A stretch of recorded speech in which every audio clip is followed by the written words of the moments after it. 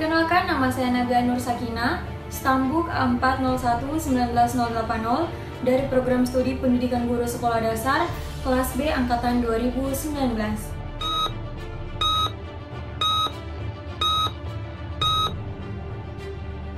Saudara Komisi Pemberantasan KPK menunjukkan Korupsi sejumlah barang hari bukti ini dugaan memeriksa suap anggota pengadaan DPR barang RI jasa fraksi PDI pemberantasan korupsi Perjuangan hari ini Ihsan memeriksa Budi. sejumlah barang bukti yang penjelasan. Jadi video-video tadi membuat saya atau teman-teman yang lagi nonton di rumah bertanya-tanya, mengapa kasus korupsi di Indonesia masih saja terjadi?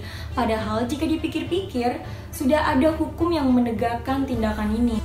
Sebelum lanjut ke pembahasan, kita harus bahas apa sih korupsi itu? Korupsi adalah tindakan pejabat publik, baik politisi maupun pegawai negeri, serta pihak lain yang terlibat dalam tindakan itu yang secara tidak wajar dan tidak legal menyalahgunakan kepercayaan publik yang dikuasakan kepada mereka untuk mendapat keuntungan sepihak.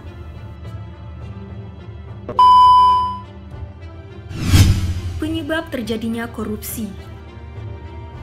Faktor internal. Yang pertama, sifat rakus atau tamak.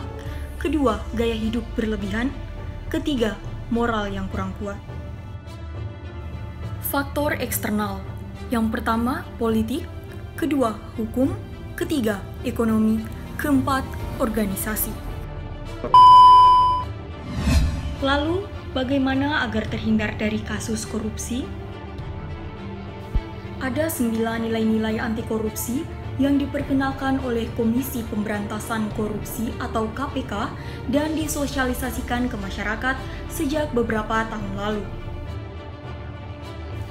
Ada 9 nilai-nilai anti korupsi, yaitu 1. Kejujuran, 2. Kedisiplinan, 3. Kepedulian, 4. Tanggung jawab, 5. Kerja keras, 6. Kesederhanaan, 7. Kemandirian, 8. Keberanian, 9. Keadilan. Yang pertama, kejujuran. Jujur diartikan sebagai perbuatan tidak berbohong, lurus, dan tidak curang.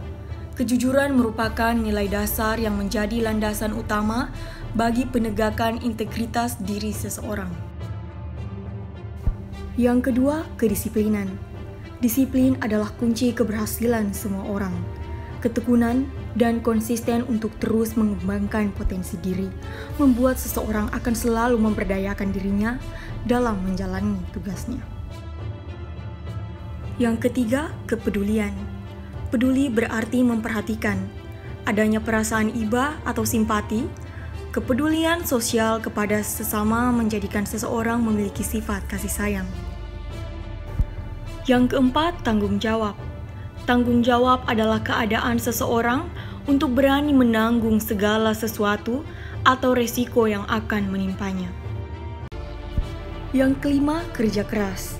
Bekerja keras merupakan hal yang penting guna tercapainya hasil yang sesuai dengan target. Yang keenam, kesederhanaan. Pribadi yang berintegritas tinggi adalah seseorang yang menyadari kebutuhannya dan berupaya memenuhi kebutuhannya dengan semestinya tanpa berlebih-lebihan. Yang ketujuh, kemandirian. Kemandirian membentuk karakter yang kuat pada diri seseorang untuk menjadi tidak bergantung terlalu banyak pada orang lain. 8. Keberanian.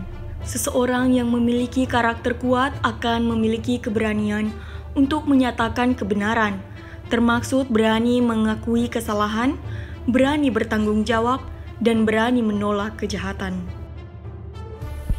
Yang kesembilan dan paling terakhir adalah keadilan. Adil adalah sama berat, tidak berat sebelah, tidak memihak. Keadilan adalah penilaian dengan memberikan kepada siapapun sesuai dengan apa yang menjadi haknya, yakin dengan bertindak proporsional dan tidak melanggar hukum. Itulah yang dapat saya sampaikan. Mari kita bersama-sama menolak korupsi. Selamatkan Indonesia dari tikus-tikus berdasi. Mari kita rapatkan barisan. Tolak korupsi, ogah ikut korupsi.